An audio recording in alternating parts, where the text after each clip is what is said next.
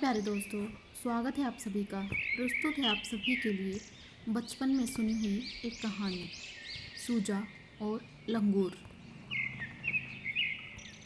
एक नगर था, उसमें एक गरीब बस्ती थी। उस गरीब बस्ती में सूजा नाम का एक अत्यंत गरीब लड़का रहता था। उसके माँ बाप बूढ़े हो चुके थे और अब वे सूजा पर ही अवलंबित थे।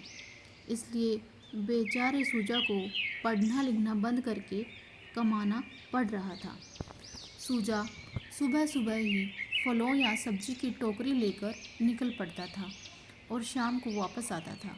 रात को वह पढ़ता था, आसपास के लोगों की सेवा करता था। सारी बस्ती के लोग उससे प्रसन्न थे। उसकी भी चेष्टा रहती थी, कोई भी उससे दुखी ना हो। एक दिन की बात है, सूजा आम की कैरियां लेकर निकला। उसकी बस्ती से शहर काफ़ी दूर पड़ता था। रास्ते में बगीचा था। गर्मी के मौसम में सूजा वहाँ सुस्ताता था।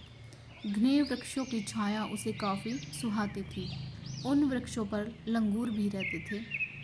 आज जैसे ही सूजा ने अपनी टोकरी रखी कि लंगूरों को क्या सूझी कि वे कैरियों पर झपट पड़े और देखते ही देखते कैरियां लेकर वृक्षों पर चढ़ गए। इसके पहले लंगूरों ने ऐसी कोई हरकत नहीं की थी। सूजा को बड़ा अचरज हुआ, करे तो क्या करे। लंगूर अब सूजा को कैरियां दिखा दिखा कर चिढ़ाने लगे। उसका मुंह उतर गया। सूजा उन्हें आंखें दिखाता तो लंगूर भी उसे आंखें दिखा देते। सूजा को विश्वास हो गया, यदि उसने शीघ्र ही कोई उपाय नहीं किया तो ये लंगूर उसकी कैरियों को तोड़ डालेंगे। उसे याद आया कि मनुष्य को आपत्ति में धैर्य और ज्ञान नहीं छोड़ना चाहिए। धीरे धीरे उसे मालूम हुआ कि लंगूरों में नकल करने की बुरी आदत होती है। सो उसने टोकरी में बची कैरियां उठाई और उन्हें लंगूरों पर फेंकने लगा। अभी 2 ही पल बीते थे कि लंगूरों ने क्रोध में वापस कैरियां फेंकनी शुरू कर दी। सूजा भागकर वृक्ष की ओट में हो गया। देखते ही देखते सारी कैरियां जमीन पर आ गई।